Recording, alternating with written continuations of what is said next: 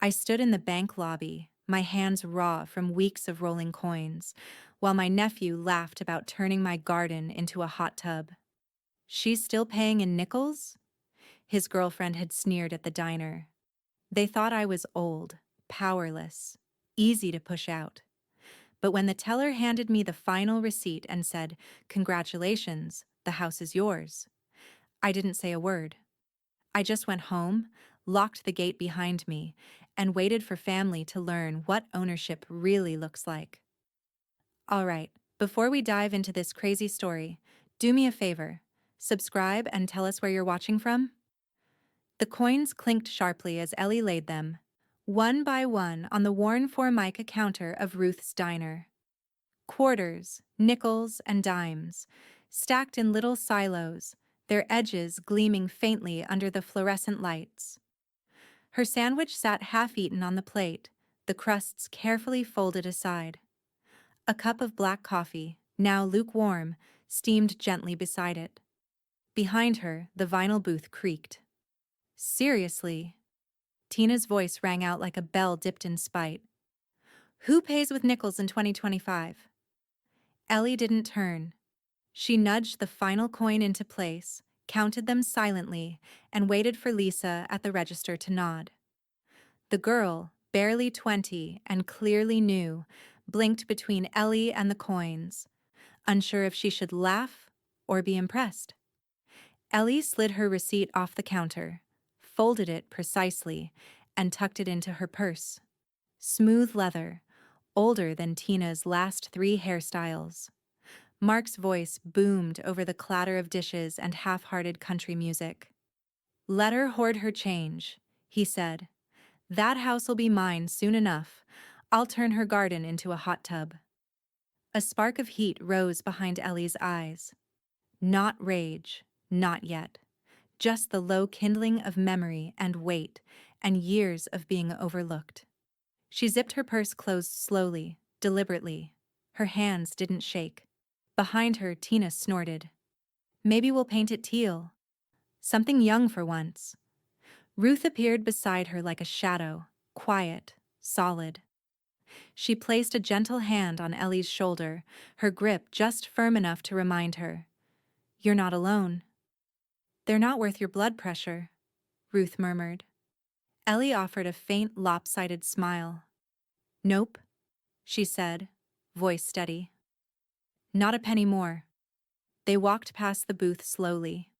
Tina was scrolling through her phone, giggling at something Mark had texted her. Mark didn't bother to look up. Outside, the air bit with late winter cold. Ellie's breath fogged as she zipped her coat. The sky over Colfax Avenue was already darkening. Denver's gray edges swallowing the last of the sunlight. The streetlights blinked on with a mechanical hum. Ruth followed her to the corner. "You want me to say something to them?" she asked. "Because I will. I will, Ellie. They're parasites." "No." Ellie's lips barely moved. "Let 'em talk. That's all they've got." Ruth studied her a moment. "You okay?" Ellie nodded once. "Coins make noise," she said quietly. "But money that stays put? That's the kind that builds." Ruth tilted her head, a small smile curling her lip. "You always were dangerous when you started quoting your dad." Ellie just looked down the street. Snow flurried around her boots, delicate as powdered sugar. From inside the diner, laughter rose again. Mark's laugh, low and smug. Tina's, brittle and sharp. Ellie's fingers curled tighter around the handles of her purse. "I'm heading home," she said. "Call me if they show up again," Ruth replied, her voice cooling into steel. "Or if you want me to drive a nail through Mark's tires." Ellie chuckled once, quiet, dry. "Not yet." She crossed the street and walked the 4 blocks to her bungalow. Her boots crunched on the salted sidewalk, passing shuttered shops and snow-dusted fences. Her neighborhood, plain, aging, quiet, looked like a postcard someone had forgotten to send. Lights glowed warmly behind curtains. Somewhere, a dog barked once, then stopped. At the gate, she paused. Mark's words echoed again. That house'll be mine soon enough. Ellie looked up at the gabled roof of her little brick home. It was old, yes. The paint peeled on the shutters. The porch sagged a little, but every corner had her late husband's touch. Every room still held the smell of lavender and wood polish. Every creak in the floorboards had a name, a memory. She stepped through the gate and closed it behind her. The wind picked up. Somewhere, a car engine revved. But inside her chest, everything was still. Inside, on the entryway table, sat a thick envelope from the bank. She picked it up, unsealing it with steady fingers, and froze. The envelope crinkled in Ellie's hands as she walked into the kitchen, the overhead light casting long shadows on the tiled floor. She didn't sit. She didn't even remove her coat. She stood at the counter, unfolding the letter like it might bite. Remaining balance, 4,327. No hidden fees, no sudden spikes, just numbers. Clean. Real. She stared at the figure a moment longer, lips pressed tight, then moved. The hallway closet creaked open, two stiff hinges, one of them catching just like always, and she reached up for the tin key box on the top shelf. Inside, a small silver key, dull with age. It still fit perfectly into the lock on the filing cabinet in the back room. Ellie turned it slowly, like a ritual. The drawers rolled open with a whisper. Inside were 3 labeled binders, edges frayed, tabs meticulously aligned. Each page held a copy of a mortgage payment, stamped, highlighted, triple-checked. A 4th binder lay beneath, half-filled. Ellie slid it out, laid it on the desk, and flipped to the most recent entry. August, 372. She reached for a pen and scribbled today's date beside it in her narrow, controlled handwriting. A sudden reflection caught her eye, just above the filing cabinet where the shelf met the wall. The glass jar. She reached for it gently, careful not to tip the others. Quart-sized, wide-mouthed, packed tight with rolled coins. Labeled House. Another beside it read, Emergency Vet. Another, Fix Porch Step. Each jar neat, precise. Tucked behind them, half hidden by an old gardening book, was a smaller jar labeled Christmas, its contents thinner but no less intentional. She set the house jar on the table, then, for the first time in what felt like hours, sat down. The weight of the diner's laughter still clung to her sleeves like grease. Mark's smug grin, Tina's clucking voice. Maybe we'll paint it teal. Ellie could still smell the cheap perfume Tina wore, like synthetic vanilla and desperation. The phone rang. She glanced at the screen. Ruth. Ellie pressed speaker. You get home okay? Ruth asked. Mm-hmm. There was a pause. Then Ruth's voice softened. How bad was it this time? They were just being themselves. I'll get the tire iron. Ellie cracked a smile. Not yet. Another pause. You opened the letter? Ruth asked. I did. And? 4,000, give or take. Ruth whistled. You're breathing down its neck. You could wipe him off your back for good, Ellie. Ellie looked at the jar again. It caught the kitchen light just right. Coins flickering like a slow-burn fire. I know, she said quietly. Then what are you waiting for? Ellie didn't answer. The silence between them wasn't awkward. It was lived in.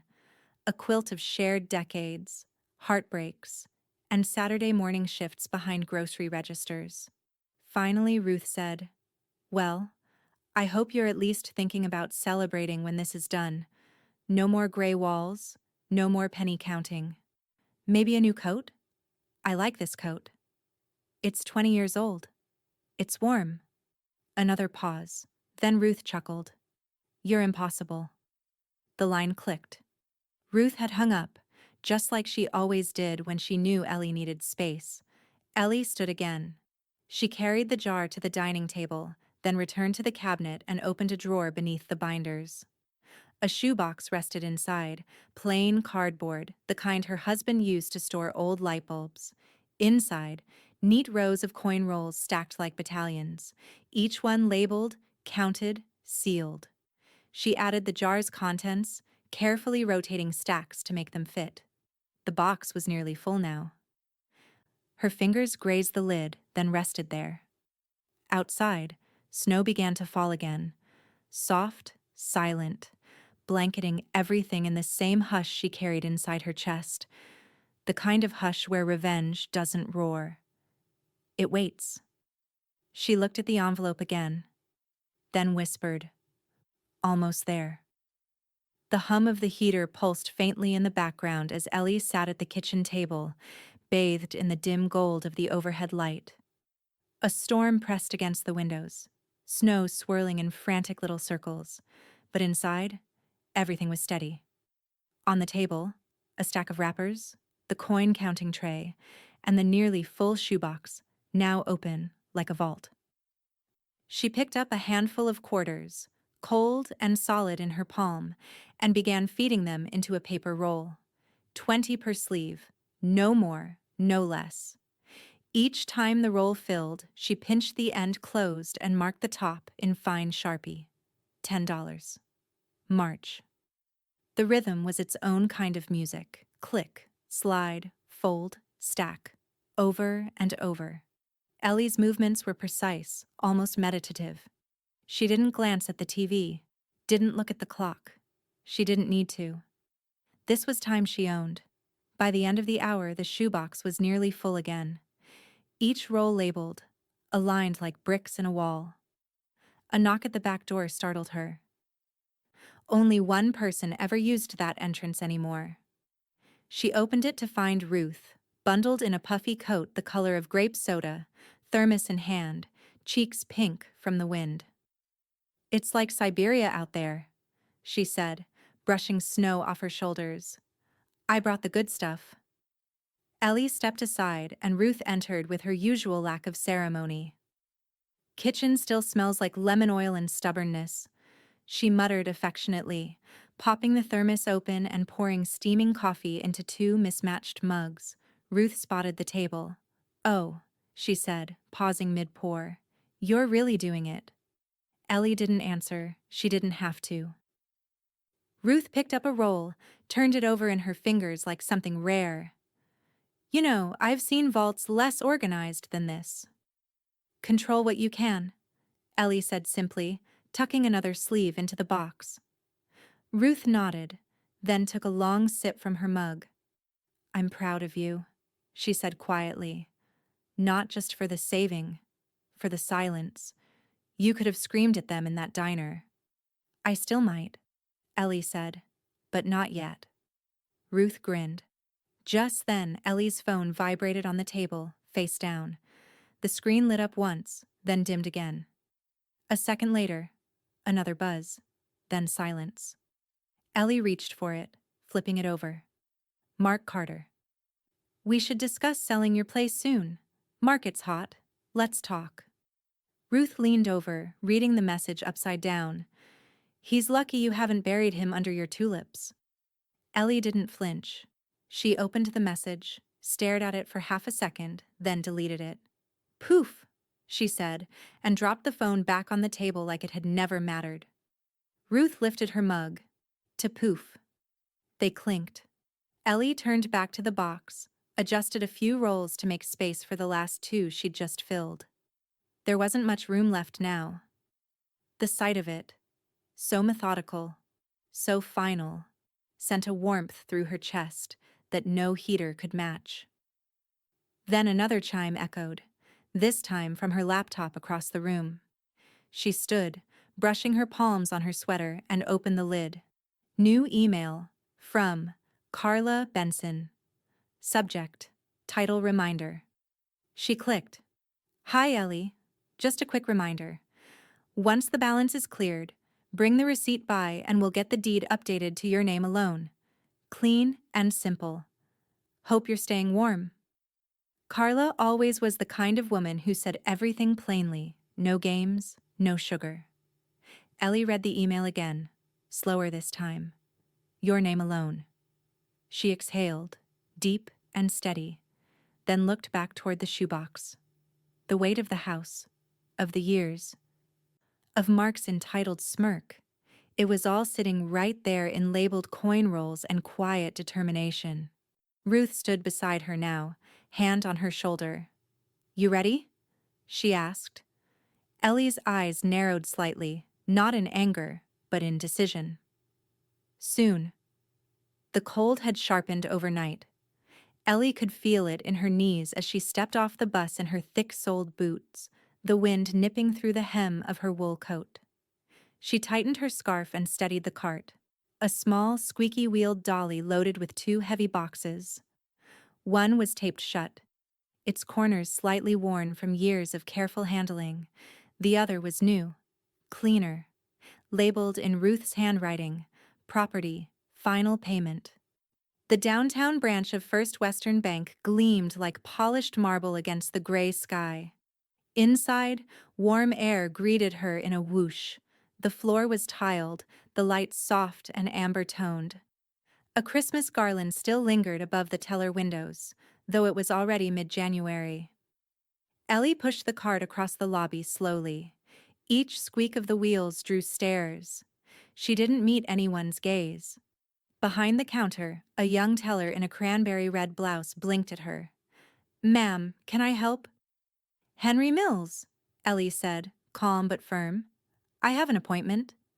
The girl's eyebrows lifted slightly, but she nodded. "One moment." A few customers glanced toward her. A man in a puffy Patagonia vest smirked, clearly amused by the boxes. A middle-aged woman in scrubs whispered something to the man next to her. No one said it, but Ellie could hear it in their expressions. "Coins? Really?" The teller returned. "He'll be right out." Ellie waited by the velvet ropes. She adjusted the sleeve of her coat. Her hands smelled faintly of pennies. Then Henry appeared. Tall, white-haired, his glasses perched on his nose like always. He took one look at the boxes and smiled. "Ellie Carter," he said warmly, extending a hand. "You really did it." Ellie shook it once. "Every last cent." "Come on back." She followed him past the glass offices, down the hall to his desk, where a scale and counting tray were already waiting.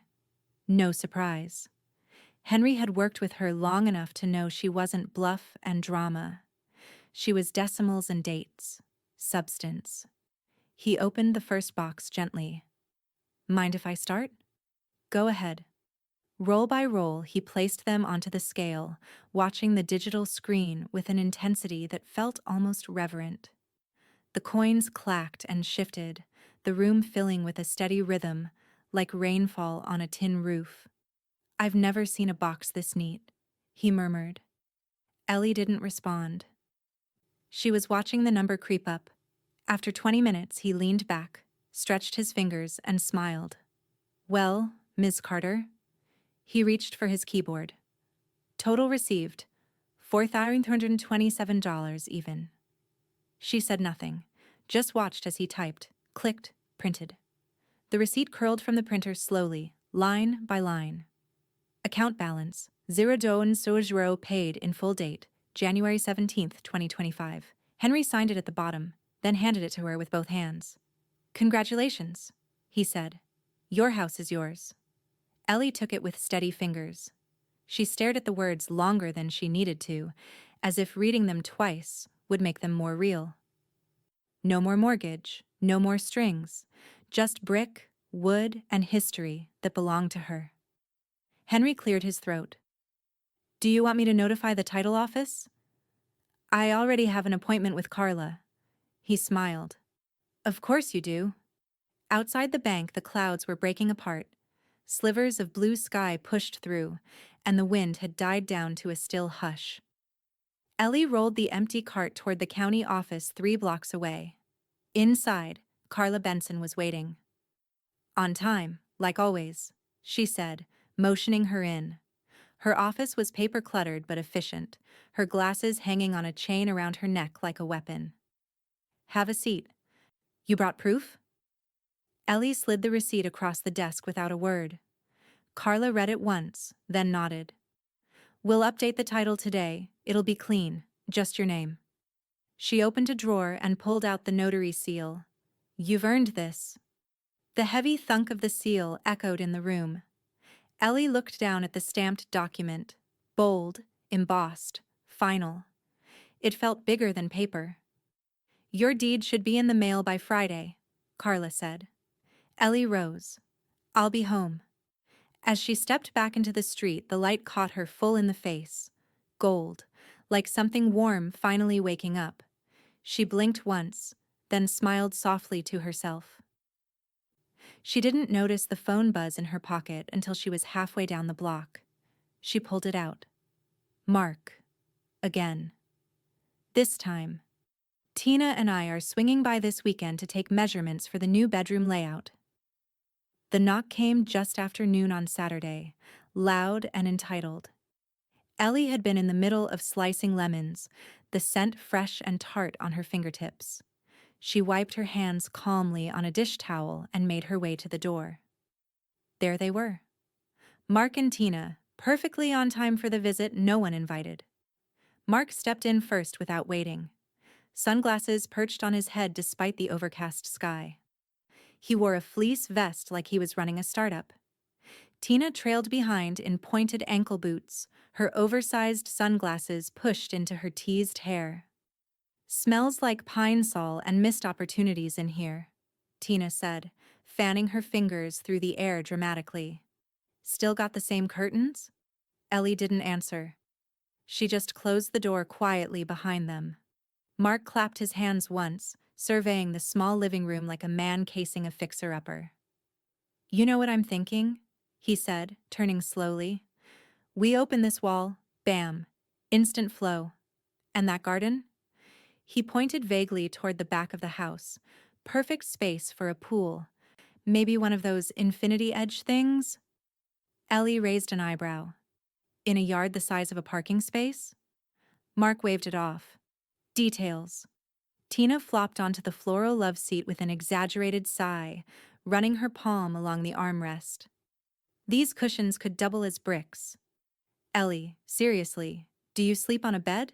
Or a rock? I sleep just fine, Ellie said, her voice steady. Well, not for long, Mark joked, nudging Tina with his elbow. We'll have this place gutted in no time. Maybe a mid-century vibe, but clean. You know? Something younger. Tina nodded, flipping through her phone. I've got a Pinterest board already. We'll do soft grays, brass fixtures, modern farmhouse meets industrial. Ellie moved to the kitchen and pulled out 3 glasses. Ice clinked gently as she poured sweet tea, her hands calm, her face unreadable. When she returned to the living room, she handed each of them a glass and sat in the armchair by the window. Upright, quiet, watching them like a cat watches 2 pigeons walking proudly into a trap. Tina took a sip, made a face. Oof! Need stevia or something. Mark kicked his feet up on the coffee table. You really should have just listed this already, he said. I mean, we're family. We'll give you a cut. Ellie tilted her head. A cut? You know, like a finder's fee or whatever. We'll do the heavy lifting. Just then, the landline rang from the kitchen, a sound so jarring in the age of smartphones, it momentarily silenced the room. I'll get it, Ellie said, setting down her glass. In the kitchen, she picked up the receiver. Ellie? Came Henry's familiar voice. Just wanted you to know, the title transfer finalized this morning. You're sole owner now. No liens, no holds. All clean. She let the words settle into her chest like warm bread. Thanks, Henry, she said softly. Back in the living room, Tina was now critiquing the artwork above the mantel. This looks like it came from a garage sale in Ohio. It did, Ellie said, re-entering the room, phone still in hand. $2. I liked the frame. Mark stretched. I'll probably start calling contractors next week. Get quotes. Hope you're ready to move fast, Aunt Ellie. She smiled faintly. I am. Tina raised her glass again. Cheers to our future home. The doorbell rang. Ellie's brows lifted. Busy day. She opened the door to find Ruth standing there in a windbreaker and jeans, holding a canvas grocery bag and her phone in her other hand. I brought lemons, she said. Then, quieter. Did the vultures start circling? They're in mid-flight, Ellie said, stepping aside. Ruth walked in, waved briefly at Mark and Tina, then leaned against the kitchen counter like she'd done it 1,000 times, which she had. Ellie's cell phone buzzed in her sweater pocket. She pulled it out. Text from Henry. Congrats again. Just dropped your notarized deed in the mail. You're the only name on it now. They can't touch a thing. The sun peeked over the rooftops in warm bands of light, brushing across the dining table as Ellie opened the manila envelope. She didn't tear it. She eased the flap open slowly, reverently, like it might hold ashes. Inside, a single crisp document, thick paper with a raised seal at the bottom and her name printed across the top in bold serif type. No co-owners. No legal jargon that tied her to anyone but herself. She stared at it for a long time, fingertips resting on the edge. The deed was finally hers. Really hers. Not a dream, not a balance she could almost pay, not a promise she was waiting for someone to fulfill. It was signed, sealed, and now, real. Ellie folded the document neatly and slipped it into her leather folder, the same one she used to bring to her husband's doctor visits years ago. Then she slid it into the filing cabinet, slot-marked house, final, and locked the drawer. And then she just stood there. For a moment she didn't move, didn't speak. Her chest felt oddly light, like she'd left something behind in the bank lobby days ago and only now realized it. She walked to the window, pushed back the curtain, and watched the wind chase dead leaves across the front lawn. No knock came. No voice shouted from the porch. No Mark. No Tina. Just silence. And for once, it wasn't lonely. It was hers. Later that afternoon, Ellie met Ruth at the diner, the same corner booth, the same chipped mug. But everything else had shifted just slightly, like the weight of the world had been realigned.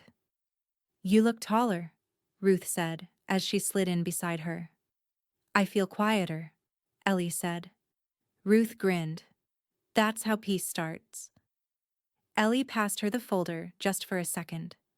Ruth flipped open the deed, whistled low. Well, I'll be damned, she muttered. Look at that name. Solo billing. You done scared the devil and the bank all in 1 week. Ellie sipped her coffee. Feels like I peeled something off my back. Ruth reached over and gave her a quick, one-armed squeeze. You did. His name was Mark. They both laughed, low, tired, and victorious. On her walk home, Ellie passed 3 neighbors in their yards. Mrs. Alvarez from next door waved with gardening gloves still on. Heard you paid it off, she called. Congratulations, honey. Ellie smiled. Thank you. The Reynolds twins, home from college, offered a thumbs up from their dad's driveway. You're kind of famous on the block, one of them said. My mom saw you rolling coins into the bank like a boss. Ellie shook her head, amused. Takes time to be boring. No, the other twin said, takes grit. She walked the rest of the way with her chin a little higher and the air a little sweeter. It had snowed again, but just lightly, like the sky was decorating the street instead of blanketing it. She stepped onto her porch, set her bag down, and checked her phone. Voicemail. From Mark. She let it play on speaker as she slipped off her boots. Hey, Aunt Ellie. His voice began, syrupy and fake. Listen. Tina and I were talking, and we just wanted to make sure we're still all on the same page with the house. It's really a family thing, right? You know what Dad always said. It's part of the Carter legacy. So let's maybe talk next week. Make a plan. Love you. She tapped delete before the last word even echoed off the hardwood. Her phone buzzed again. New message. Mark Carter. Just checking in about the deed. She didn't open it. Instead, she turned her phone off completely for the first time in weeks. That evening, Ellie stood at the sink washing the few dinner dishes she'd used. The sky outside had gone from lavender to deep ink blue. A lone streetlight flickered near the curb. She dried her hands, went to the window, and looked out across the street where the Reynolds' dog was nosing through the snow. Then the porch light clicked on behind her. Motion sensor triggered. She turned. A shadow moved past her frosted glass door. The next morning, Ellie poured herself a cup of strong black coffee and slid her phone across the counter like it was a chess piece she didn't feel like playing. It had been off all night. Blissfully, silently off, and she hadn't missed a thing. Now, curiosity won. She tapped the screen. It blinked awake like a pet reluctantly rising from sleep. 12 missed calls, 9 voicemails, dozens of texts. She ignored all of them. Instead, she opened Facebook. The first thing she saw was Tina's face, lips pursed like she'd just bitten into a lemon she didn't know was sour. Her selfie was filtered beyond recognition, but it was the caption that did the heavy lifting. When family steals what doesn't belong to them and hides behind legal loopholes. Don't worry. Karma knows everyone's address. Ellie raised one eyebrow. Another post followed, this one with a stock photo of a woman holding a broken heart, paired with the line, "Some people will smile in your face while robbing you blind. God sees it all." Below it, 73 reactions and a dozen comments, mostly from Tina's side of the family. A few cousins Ellie hadn't heard from in years chimed in with vague sympathies. Someone named Marcy wrote, "You guys deserve that house after all you've done for her." Ellie sipped her coffee, unbothered. Her inbox, however, was another story. Messages from relatives she barely remembered. "Hey, what's going on with the house? Just trying to understand." "Are you okay, Ellie? Heard there was some family drama. Maybe it's time to bring everyone together and talk. We're all family after all." She typed one reply. "We'll see." Then closed the app and didn't open it again. Ruth showed up just after 10, letting herself in with a knock she didn't wait to be answered. She carried a bakery box and a face full of smug amusement. "I brought scones," she said, dropping the box on the counter. "And a screenshot of Tina's latest digital tantrum. Thought you might enjoy both." "I already saw it," Ellie said, preheating the oven. "She spelled inheritance wrong." Ruth cackled. "Twice." Ellie pulled out her cast-iron skillet and set it on the stove. "You're taking this pretty well," Ruth said, unwrapping a lemon poppy seed scone. "I half expected you to be out in the yard building a moat." Ellie cracked eggs into a bowl. "I already have a fence. And peace. Better than a moat." Ruth leaned back against the counter and watched as Ellie poured cornmeal, flour, and buttermilk into the mixing bowl with practiced ease. The rhythm of the movement was grounding, like Ellie was stitching herself back together with every stir. "You still have that old cornbread recipe?" Ruth asked. "Never lost it," Ellie said. "Wrote it on the back of a grocery receipt in '93. As she worked, her laptop pinged from the corner of the table. Ellie wiped her hands on a towel and opened the email. From Henry Mills. Subject: Confirmation of title filing. "Hi, Ellie. Just a courtesy note to let you know everything is finalized and archived. No additional parties listed. Everything is clean and permanent. Call if you need anything else. Congratulations again." Ellie stared at the words, letting them settle deep into the quiet part of her chest. She read it twice, then closed the laptop and slid the bowl of batter onto the counter. She reached for her skillet and poured the mixture in, the sizzle meeting the cast iron like old friends reunited. She hummed as she worked. Not a song anyone else would recognize. Just the melody her grandmother used to hum while making peach preserves in Mississippi. Ruth listened, smiling. "You're dangerous when you hum," she said. I'm content, Ellie corrected. Same thing. Ellie opened the oven and slid the skillet inside. The whole kitchen already smelled of butter, cornmeal, and resolve. Outside, the snow had finally started to melt. Slush crept along the gutters, and patches of grass peeked through the frost. Inside, Ellie stood by the window, drying her hands on a tea towel. Her phone buzzed again. Another message from Mark. We're calling a family meeting. You can't keep us in the dark forever. She stared at it. Didn't reply. Just pressed archive. Ellie was rinsing her coffee mug when the front door slammed open like it owned the place. Celebration time! Mark's voice rang through the house, louder than the wind, louder than good sense.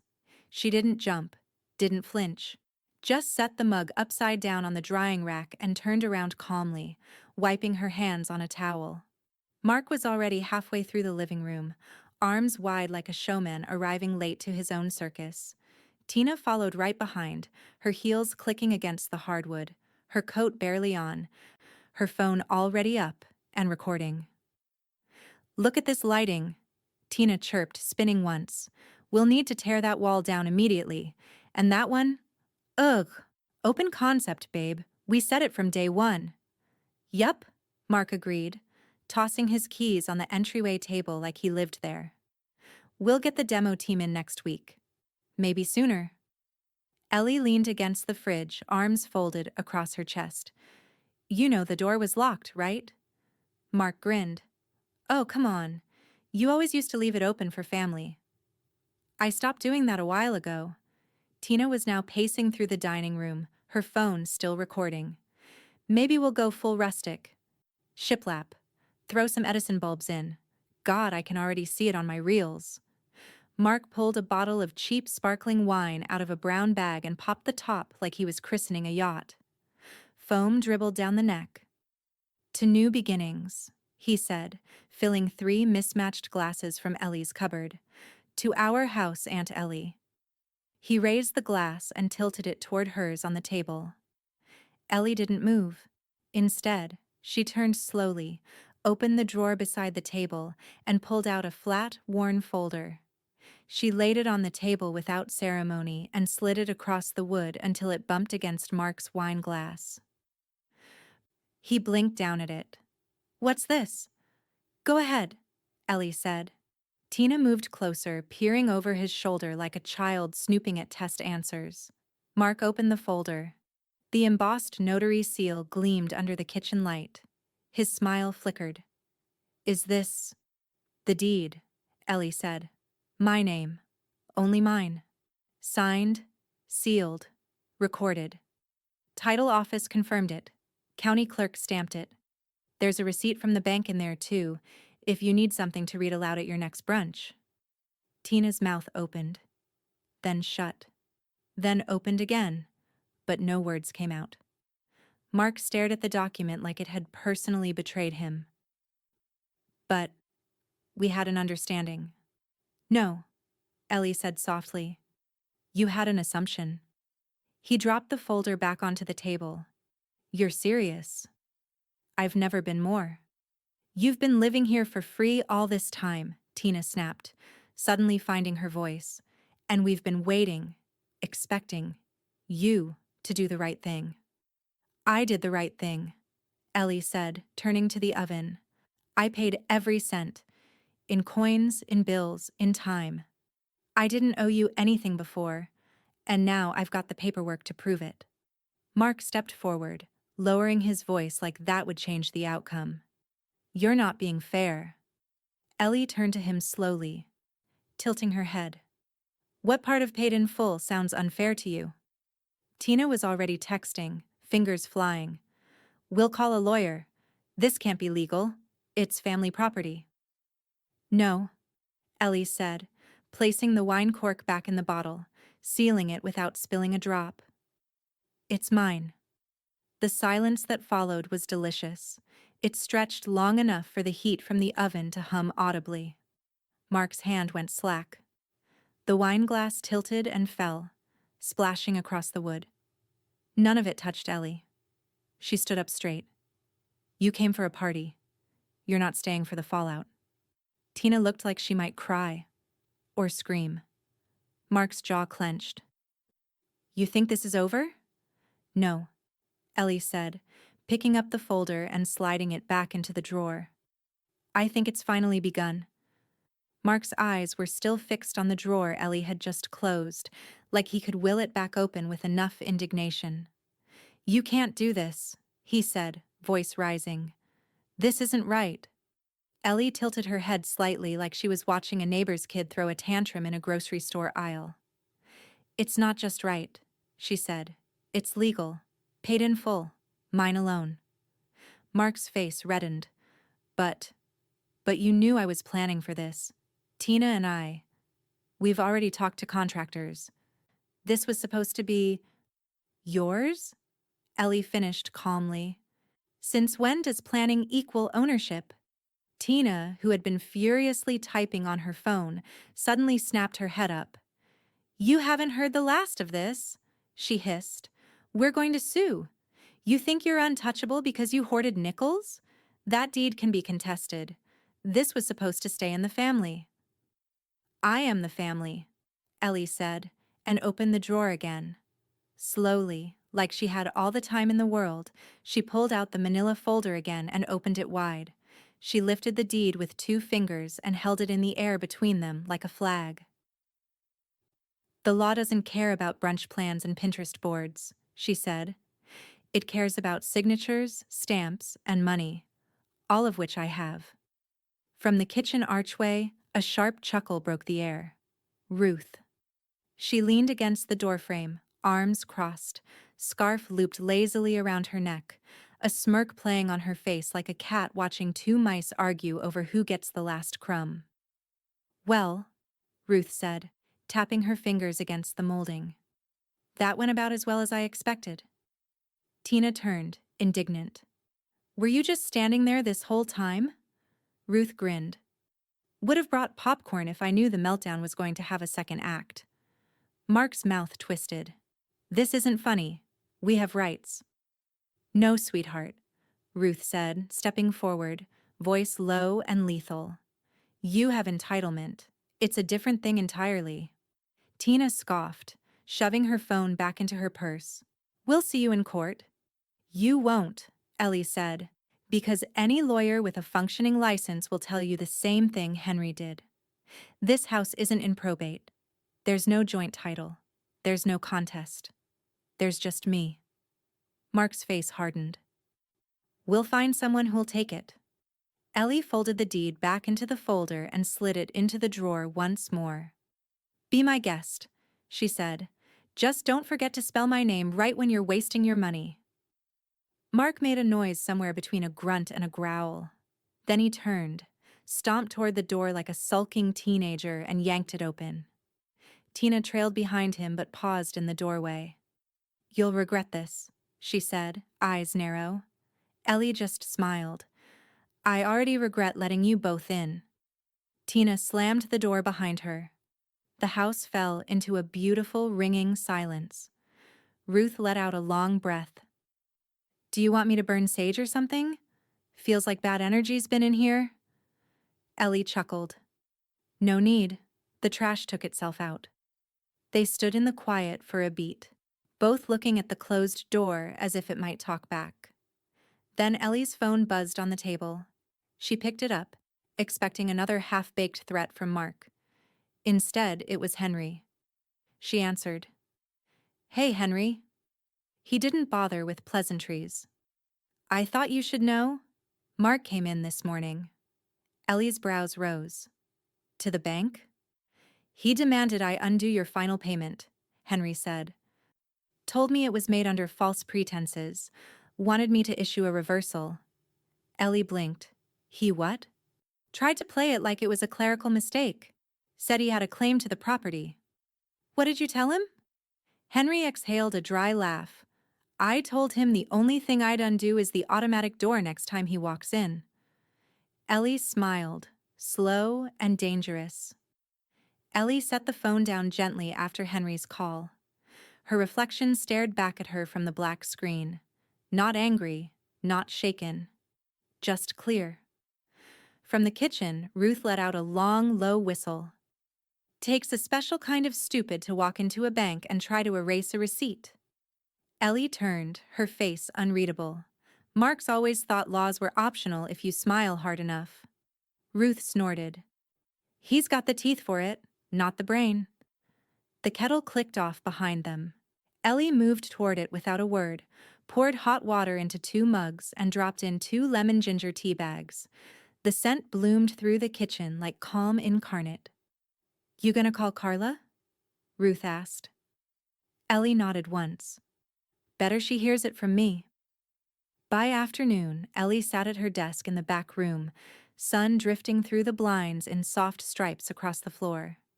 She dialed Carla's number from memory. Benson, came the familiar voice. Carla, it's Ellie. Afternoon, sugar. What can I do for you? Just a heads up. Mark tried to undo my payoff through Henry, claimed it was a mistake.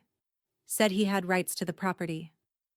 A pause. Then, that boy's gonna sprain something reaching that far. Ellie cracked a smile. Can he touch anything? Not a chance, Carla said. I triple-checked everything before I filed it. Title's clean. Your name's the only one listed anywhere. No liens, no co-signers. He's about as legally connected to that house as the mailman. Appreciate it, Ellie said softly. You already did the hard part, Carla said. Now you just breathe. Ellie hung up, leaning back in her chair. For the first time in a long time, she exhaled without needing to brace herself for the next fight. That night, Ruth came by with chili and cornbread and the best news Ellie had heard all day. Tina had finally gone nuclear on Facebook. Brace yourself, Ruth said, flopping onto the couch and handing over her phone. The post was written entirely in caps. Some people would rather die alone in their dingy old homes than share with family who actually care. Selfish, disgusting, greedy, but karma's coming. Below it, a photo of Ellie's house, taken from the sidewalk, badly lit, zoomed in like a stalker's snapshot. Ellie scrolled through the comments, mostly strangers agreeing for the sake of drama. One person wrote, "Family can be the worst landlords of all." Another said, "She sounds like a hoarder. Hope you sue." Tina had replied to nearly every comment with heart emojis and phrases like, "It's the principle," and "I just want justice." She thinks she's in a Hallmark revenge movie, Ruth muttered, grabbing a spoonful of chili. Except she's the villain and doesn't know it. Ellie passed the phone back without reacting. She's desperate, not dangerous. That's true, Ruth said, but I'm still putting you on the emergency contact list at my gym. You never know. Later, when the house was quiet again and the dishes had been washed and dried, Ellie sank into the armchair by the front window, knitting needles in hand. The fire cracked softly in the hearth. A blanket draped over her lap. The yarn, dusty blue, looped between her fingers like silk through water. The rhythm calmed her. Loop, pull, pass. Loop, pull, pass. Outside, snow had begun to fall again. Gentle, feather light, steady. It tapped softly against the window pane, each flake its own small punctuation mark at the end of a long sentence. She paused to take a sip of tea. The warmth of it curled down her throat and settled behind her ribs like a second heart. Her phone buzzed once on the side table, then went quiet again. She didn't check it. Instead, she leaned her head back and closed her eyes for a moment. She had the deed. She had the silence. She had her name on something no one could take from her. Then, a new sound. The scrape of something heavy outside. Rubber soles against concrete. A cardboard box thudding onto wood. She opened her eyes and stood, knitting abandoned on the chair. She walked to the front door and opened it slowly. There on the porch, a small moving box marked Carter. No note. Just the name, just the assumption. By morning, the box was joined by 2 more. Ellie watched from her front window as Mark hauled another one from the back of his SUV, grunting like he was doing her a favor. He stacked it beside the others on her porch, his posture stiff, his breath steaming in the cold. He hadn't knocked. He hadn't asked. He was just moving in. Ellie opened the door slowly, her face a canvas of calm. Mark looked up, cheeks flushed red from the cold. Or the audacity. Hard to tell. "I brought the first load," he said, wiping his hands on his jeans. "Tina's at the storage unit grabbing the rest." He reached for the screen door, but Ellie stepped into the frame, blocking him with the full weight of her silence. He blinked. "What? You're not coming in?" Mark laughed, an awkward, disbelieving sound. "Ellie, come on. I know you're still upset, but let's be adults here." "I didn't mean what I said last week." Water under the bridge. Her arms stayed folded. "Not your house." Mark's expression twitched, unsure whether to charm or bulldoze. "Look, I get it. You're proud. You paid it off. That's fine. But let's be real. You don't need all this space. You've got what? 2 rooms you actually use? We'll fix the place up. You can keep a guest room." Ellie didn't blink. "You put one more box on this porch, and I'll call the police." Mark stepped back, stunned. "You wouldn't."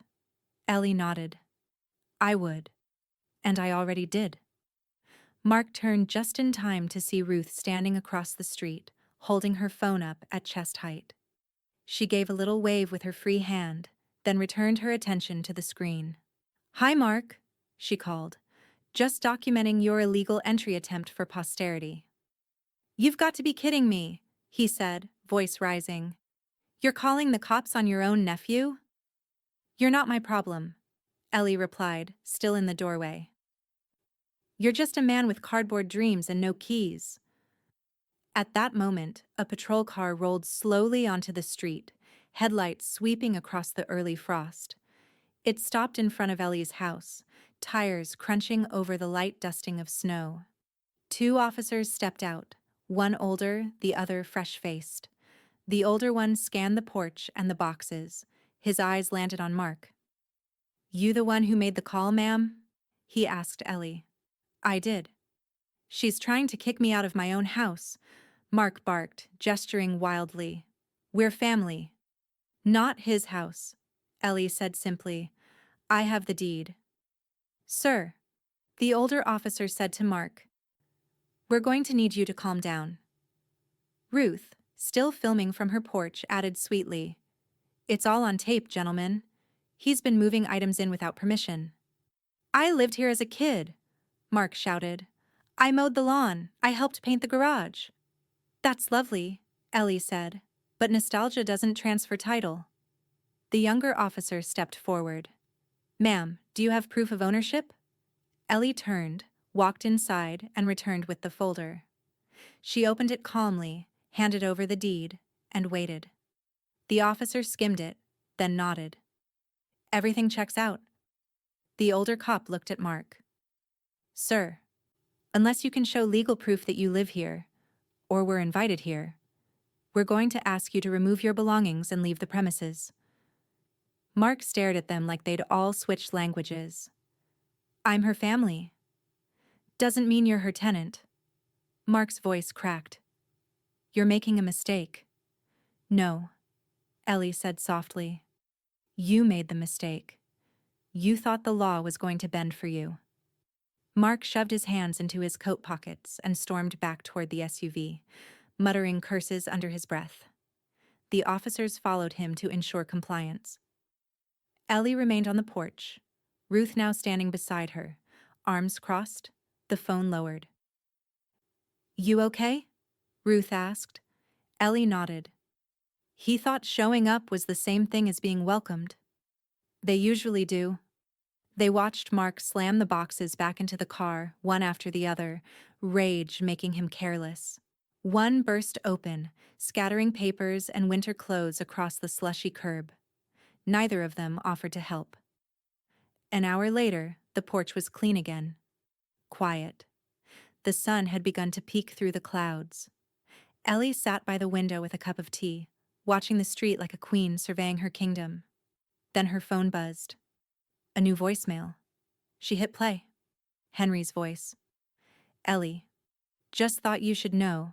Mark came back. This time he brought someone with him. A man in a suit. Said they're filing a claim for inheritance fraud. The next morning, Ellie put on her good wool coat. The navy one with the silver buttons her husband used to call sharp as a scalpel. She pinned her hair up neatly, smoothed her scarf twice, and slipped a manila folder into her leather handbag. Ruth pulled up in her hatchback at exactly 10 a.m., coffee in hand and engine humming low.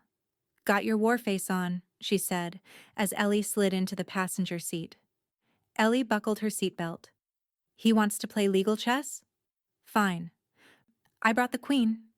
They rode in silence most of the way downtown, passing snow-lined curbs and shop fronts flickering to life for the day. The sky above Denver was a clean winter blue, cold and cloudless. Truth weather, Ellie had once called it. Henry's office was quiet when they arrived, carpeted, warm.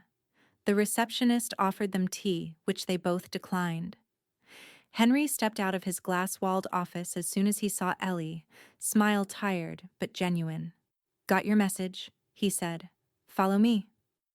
Inside, the walls were lined with old law books and framed photos of his grandchildren. Ellie sat in the same leather chair she'd occupied when she made her final house payment.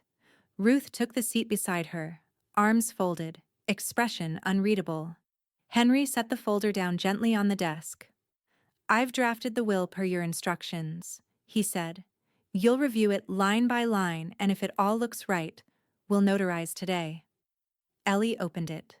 There it was, in clear, unambiguous language. Her name, her house, and not one mention of Mark. Instead, she saw two new names: Denver Public Library Foundation, Sunrise County Food Pantry. Henry waited. Ellie didn't hesitate.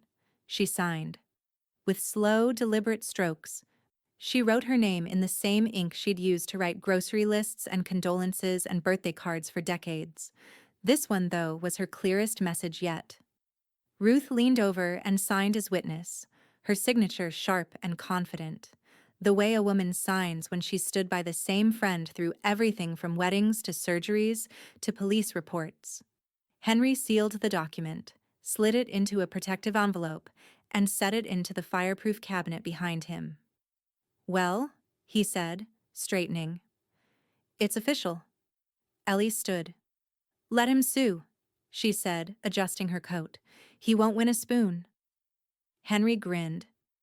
You want me to send a copy to your attorney or keep it here? Keep it, she said. I won't need it until I don't. Outside, the sunlight was blinding. It bounced off windshields and glinted in the sidewalk snow like sequins. Ellie paused on the front steps of the office and pulled in a long breath. It didn't hurt her lungs the way it used to. You look lighter, Ruth said. I left weight behind, Ellie answered. They walked 2 blocks in comfortable silence until they reached a small bench near the library entrance. Children were streaming in with canvas totes and winter coats half-zipped, excited voices bouncing through the cold air. One little girl tugged her dad's hand toward the reading corner just inside the glass. Ellie watched her go, eyes crinkling. That's where it belongs, she said softly. Every dime, Ruth agreed. Ellie pulled off her gloves and let the sun hit her palms. She hadn't realized how tight her fingers had felt all winter. Now they moved freely. Feels like spring, she murmured. It's 29 degrees, Ruth deadpanned. Ellie laughed, the sound carrying more youth than either of them expected. Then her phone buzzed. She glanced down. Unknown number. Voicemail left. She raised one eyebrow, tapped the screen, and held it to her ear. It was Tina, her voice frantic, angry, spitting words through shallow breaths. You think you've won? You think leaving us out of everything makes you smart? That house was meant for Mark. You've got no one else, no kids, no legacy. What are you going to leave behind, Ellie? An empty living room? Ellie didn't flinch, just listened. Then the line clicked off. She deleted the voicemail without saving it, then dropped the phone back in her coat pocket like it weighed nothing. Ellie didn't respond to Tina's voicemail, didn't call back, didn't text, didn't even forward it to Ruth like she might have in the past for a laugh. Some storms weren't worth naming. You just stayed inside until they passed. And this one? It was already gone. All that remained was the muddy aftermath of someone else's temper. That afternoon, she pulled 3 jars off the pantry shelf, heavy, mismatched things full of leftover coins, the ones too tarnished to roll, the ones she never counted on, just dropped in like hope and habit. She placed them into a canvas tote, bundled herself into her coat, and walked them down to the downtown branch of the Denver Public Library. The librarian at the children's desk blinked when Ellie set them down. "I know it's not conventional," Ellie said, "but maybe it can buy some new crayons, or snacks, or silence for kids who need it." The woman stared at her, eyes watering slightly. "We'll make every penny count." Ellie nodded, then turned and walked out without asking for a receipt.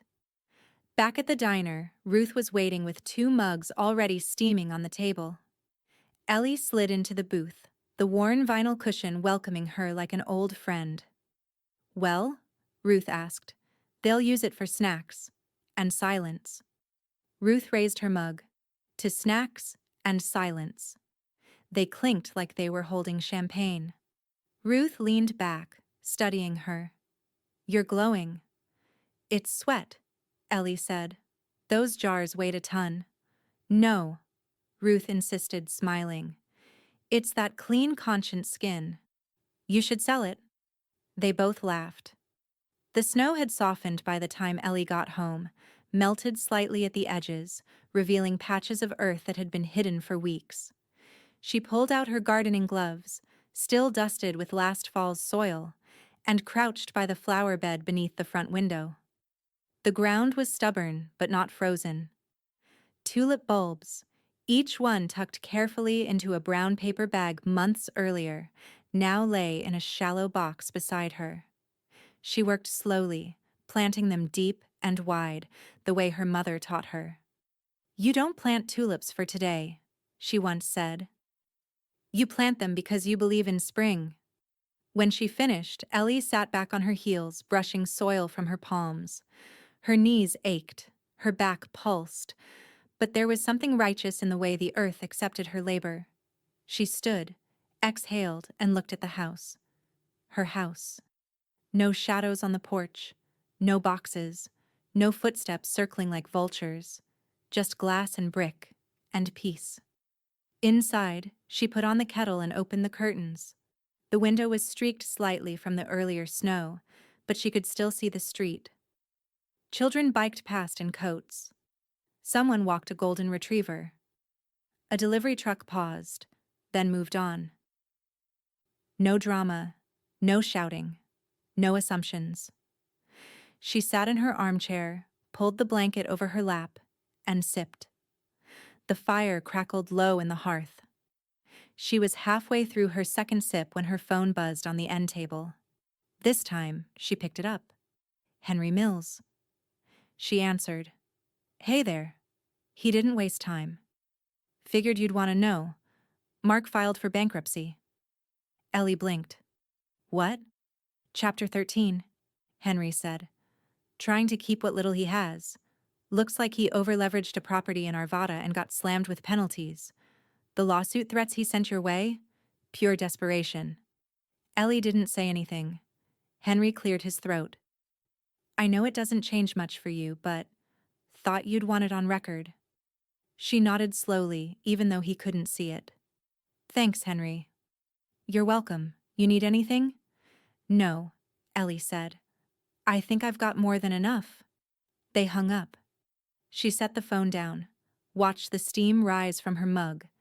She didn't gloat, didn't smirk, but a slow, quiet smile pulled at the corner of her mouth. Not for Mark's downfall, for her peace. For the way the house hummed now like it was proud of her. For the bulbs beneath the soil. For the sound of nothing but fire, wind, and the faint rattle of birds at the feeder. The gossip moved faster than wind across the Front Range. By the end of the week, Mark's name was spoken in every real estate office from Aurora to Littleton, not with envy this time, but with caution. Bankruptcy. The word echoed louder than any of his Instagram boasts or cocktail party plans ever had. The Arvada investment had collapsed under liens and penalties. Contractors were unpaid. A second mortgage defaulted. Even the car, leased, not owned, was returned before it could be repossessed in front of his gym. No warning, no farewell post. Just a man who flew too close to someone else's inheritance and found himself scorched. Ellie didn't hear it from Mark. She heard it from the mailman who paused on her steps one afternoon with a sheepish expression. "Crazy about your nephew," he said, adjusting his cap. "I used to see his name on a bunch of those new builds downtown. Now, not so much." Ellie nodded, accepting her bundle of letters without comment. She didn't feed the rumor, but she didn't stop it either. By Monday, Tina was gone. She deactivated all her socials, skipped her spin class at Lakeside Wellness, and never returned to the boutique where she worked, part-time but passionately. No formal goodbye. Just a silence that felt strategic, like someone slipping out the side door of a burning building. Ellie, for her part, scrubbed the kitchen floor. Not in rage, not in haste, just in that thorough, meditative way she'd learned from years of cleaning houses that weren't hers. Now, this one was hers, and every tile was a reminder, a redemption, a reclamation. She hummed softly as she worked, the bucket warm beside her, steam curling around her knees. The sponge moved in slow circles, soapy water, rinse, repeat. Peace didn't always arrive in grand gestures. Sometimes it came in clean grout lines. That afternoon, Ruth arrived with a pie. It wasn't a holiday, and it wasn't requested. It was just Wednesday. "I made the brown sugar bourbon crust this time," she announced, setting it down like an offering. "Felt like the right kind of petty." Ellie smiled. "What are we celebrating?" "Survival," Ruth said. "Yours, not his." She removed her coat and looked around the kitchen. "It smells like lemon and vengeance in here. My favorite combo." Ellie cut them each a slice and poured 2 mugs of cinnamon tea.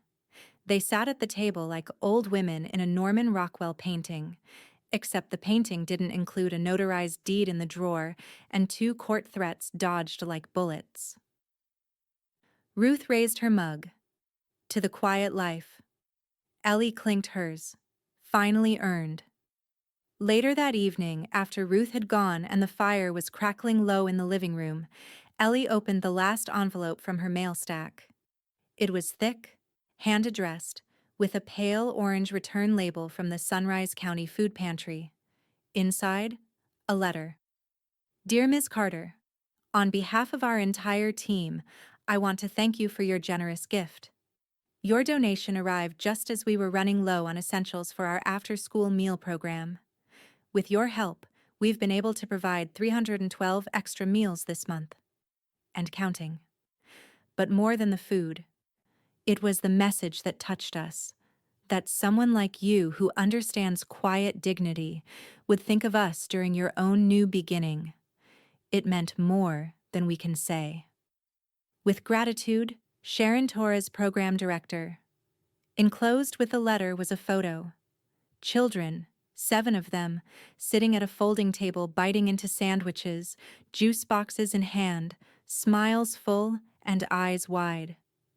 There was a crayon drawing taped to the wall behind them.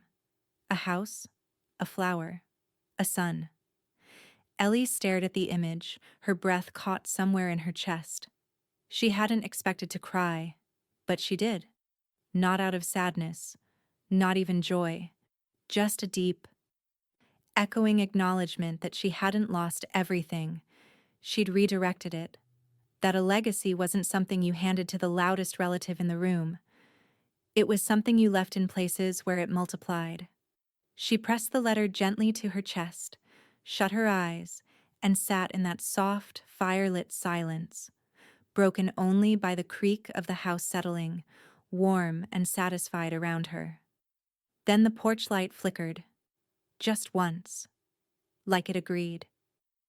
By March, the snow was melting into memory, the last of it pulled back from the flower beds like a tide retreating. Beneath the crusted frost, Ellie's tulips had begun to emerge, little green fists punching through the earth like they had something to prove. She knelt beside them with her spade, turning the soil gently, careful not to disturb the early risers. Her gloves were worn soft from years of use, fingertips dirt-stained, palms creased with labor and resolve. The cold didn't bother her today. The sun, though weak, was honest. From across the street, Ruth waved from her porch, holding a thermos in one hand and a book in the other. Ellie waved back. Some friendships didn't need words, just consistency. The garden would need mulching soon, maybe fresh compost. She made a mental note to pick some up next week, just before the first big spring rain. For now, it was enough just to be in it, to kneel in her own soil, to plant what no one could take. That afternoon, a holiday card arrived. Cream-colored envelope, real stamp, handwritten address in steady cursive. From Henry Mills. Inside, a folded note on textured stationery, ink smudged slightly at the bottom where his hand had trailed. Ellie, happy early Easter. Or late Valentine's. Whatever excuse I can find to send a card that isn't a deed or court document. Just wanted you to know I still think about your file sometimes. Not because there's any issue, there's not, but because it's one of the few stories this year that ended right. You didn't just win a case, you rewrote the rules. Enjoy the quiet. Henry Ellie smiled as she set it on the mantel beside the faded photo of her husband in the garden, holding a trowel like a sword. The following morning, Ellie opened her email to a bright banner from the Denver Public Library. Subject line, Spring Impact Report. The Carter Fund. She clicked. Inside, a short note, a photo, and a quote. Thanks to generous support from the Carter Fund, our reading room hosted over 500 children this winter. New books were purchased, snacks were served, safe spaces were kept warm. Legacies come in many forms. This one just happens to read beautifully. Below the text, a picture of a little boy curled up in a beanbag chair, one sock on, one sock missing, completely lost in a hardcover about planets. Ellie's throat caught. She didn't respond, didn't forward it. She just pressed her palm against her chest again and closed the laptop gently, like she was tucking something in. The gate had been her husband's project. Black wrought iron, 2 swinging panels with a decorative scrollwork arch at the top. When he installed it, Ellie teased him for spending more on aesthetics than function. "Who are we trying to keep out?" she'd asked. "Not keep out," he'd said. "Just remind them it's not theirs to walk through." At the time, she hadn't understood the difference. Now she did. The path beyond it was lined with early spring weeds and a few stubborn dandelions, but it was hers. The paint had chipped slightly over winter, but the latch still held. She stepped out with a small watering can, gave the tulip bed one last drink, then turned toward the gate. Ruth shouted something from her side of the street, but the wind carried it away. Ellie smiled, waved again, and made her way to the front walk. The sun crept down across the pavement like honey. No cars slowed. No boxes blocked the steps. No entitled knocks rattled the wood. She closed the gate gently behind her. The latch clicked into place with the finality of a full stop. She stood there for a moment, one hand resting on the cold iron, the other tucked in her coat pocket. The mountain air was crisp and full of pine and thaw. She breathed it in deep, lungs full, heart quiet. No performance, no audience. Just Ellie, just home. And the sentence she'd waited her whole life to say, whispered only to herself as the wind picked up and the house settled behind her like an exhale. They laughed when I paid with coins, but I paid off my house and locked my peace behind the gate.